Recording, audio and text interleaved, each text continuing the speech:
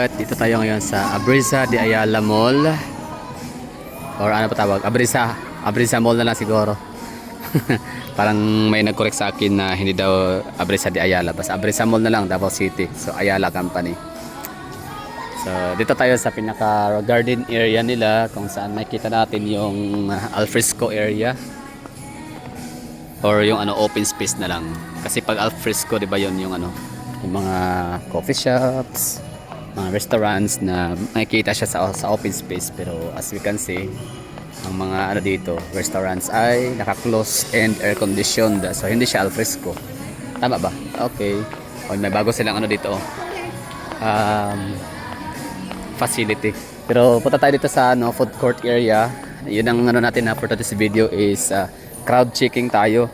Since tapos na tayo sa SM Ecoland kahapon, dito naman tayo ngayon sa Abrisa de Ayala Mall. So isa kasi to sa pinaka malaki and major and biggest mall. One of the biggest dito sa Davao City. So crowd check tayo dito. And boy la, walang tao masyado.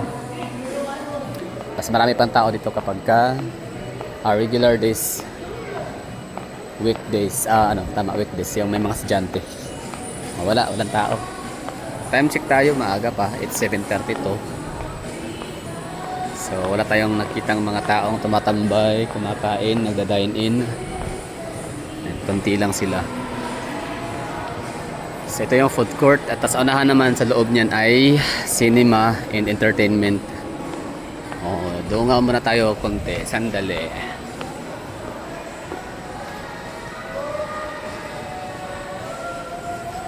And merong panibagong Ayala Mall na bubuksan sa Ashuela Cove. Ang Ashuela Cove ay Ayala and Alcantara business venture. Alcantara is local, taga Davao talaga yan sila. Baka may-ari nila yung Aldivinco, tama ba? Ay hindi pala, Alsons pala yun. Alcantara, ano ba mga nakalimutan ko na yun, sa Davao yan, Alcantara. Ito na tayo sa time zone cinema. Yung cinema parang tinanggal na yata din o renovation. No more cinema. Wala rin naman na kasi irrelevant na ang mga movie at teleserye. Movie, no? Wala na masyadong tumatangkilik ng mga Pilipino sa Philippine movie kasi nga wala, napag-iwanan talaga yung quality. Pero sa Facebook, yan, content creator na kasi yung uso ngayon. Content creation, vlog, ganyan. Entertainment vlog. Okay, so balik tayo sa loob, sa main building. Loob.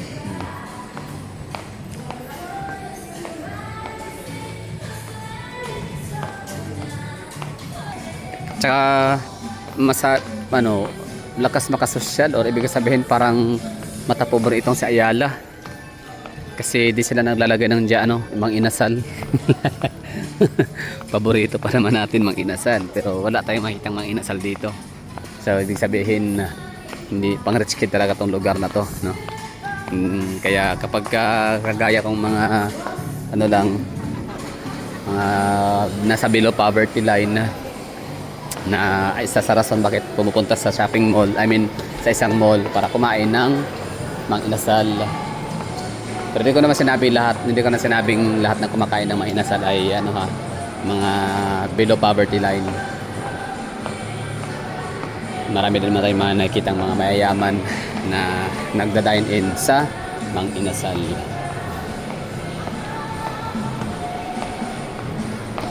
Okay, third floor pa rin tayo. Sa dito na area walang masyadong taon, namimili ng mga tools, blade, Telcom, cellphone. Dito tayo nung nakaraan, nag-vlog tayo dito.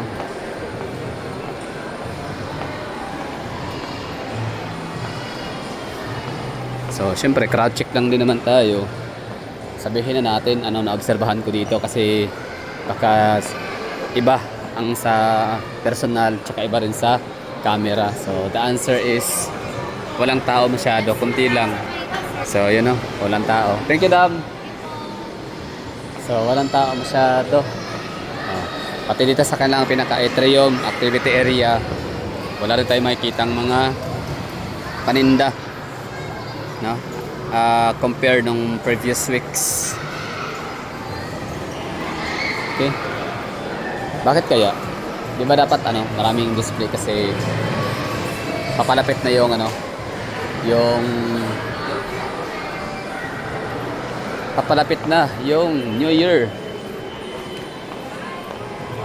So pa rin, tuloy pa rin yung mga natin, mga shoppers, marami pa rin napupuntahan dito.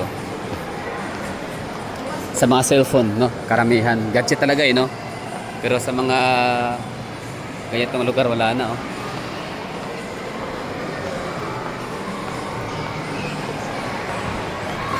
Wala na.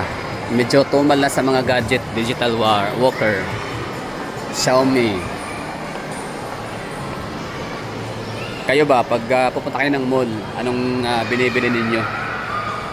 Sa akin kasi, nakakain ng mga inasal. Pangalawa, bibilin chinilas. Tapos, cellphone. So, syempre yung cellphone, di naman yan buwan-buwan binibili. Monthly. Yearly. No? Like mga, for example, yung aking huling Samsung, nabili ko siya by August 2024. At nawala siya, na missing in action nitong November 2025. So 1 year mahigit. So bili ulit ako ngayon ng bago. May mga ganon, yung mga rason ba't ako pupunta ng mall na talagang pinaghahandaan na may bit-bit na pera.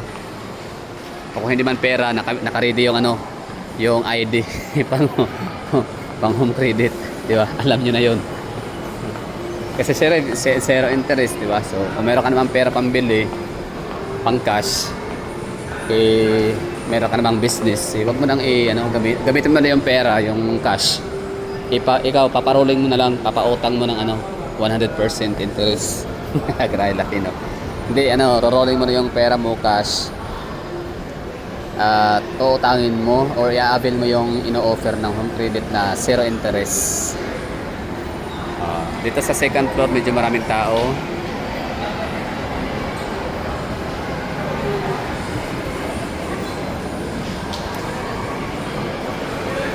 Iba ang bango ng Abrisa kumpara sa ibang mga mall.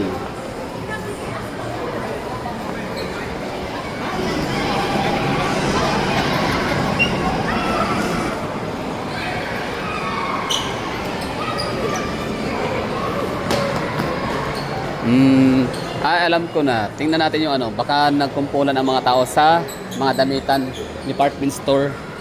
Sige, puntahan natin department store, saan banda.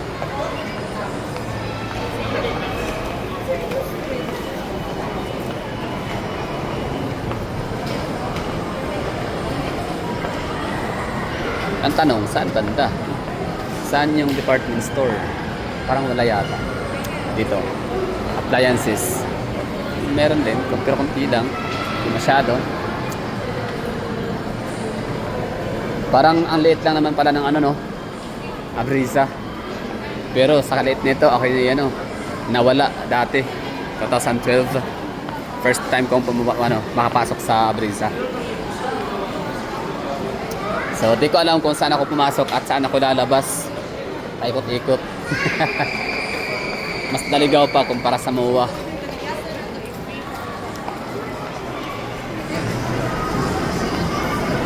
So, dun sa area na yon maraming tao, fast food.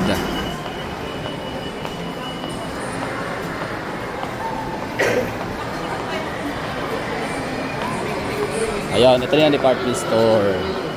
Okay, so itong area na to dito, itong hallway na to or walkway, marami tong mga naka-display mga paninda stick.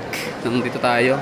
Oo, dami mga paninda, dami mga naka-display ng mga appliances at kung ano pa, pero ngayon wala na, limas na.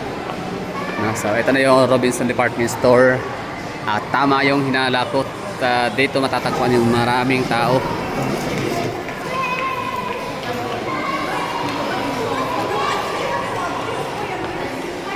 Dito nga.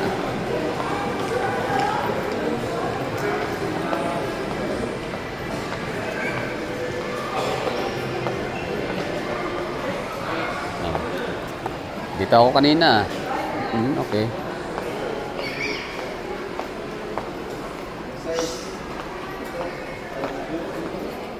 Ayun, andito mga tao, madami. Yan oh. Kumpulan sa department store or gift store.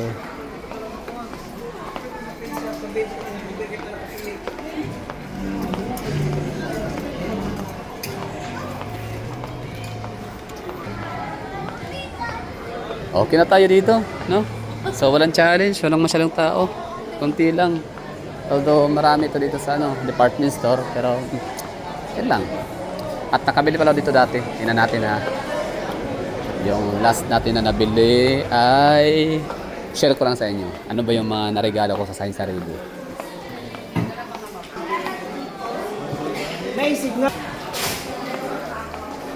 Regalo ko sa aking sarili ay ito oh.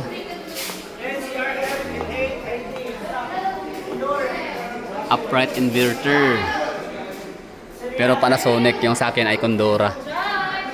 Di ba? Bakit ako bumili nito? Siyempre, para sa mga kapitbahay. Malakas yung ice yellow sa amin, kaya dapat mag-invest. I mean, may ganyan naman na kami, kaso nga lang kulang pa rin. Tumaas yung demand ng aming ice business. Galing.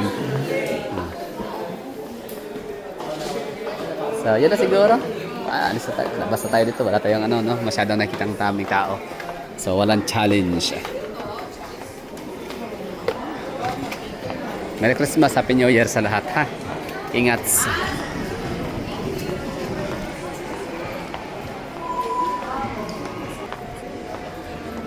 50% naka-sale, pero di ko kailangan ng mga damit. Dami ko ng damit. Ibig sabihin, marami ang damit na hindi naman naagamit. Kasi hindi naman ako talaga nagsusuot ng mga magaganda at maayos sa damit. Kasi ang trabaho ko nga ay hindi na ako natatrabaho, no? Hindi ko na kailangan ng mga casual na mga damitan. Shirt lang, chinilas, sando. Okay na. Yan aking sense of passion na siyang bagay sa aking napiling trabaho. Pag hindi ako nakikita ng mga tao. Behind the scene lang lagi. So no need for physical appearance.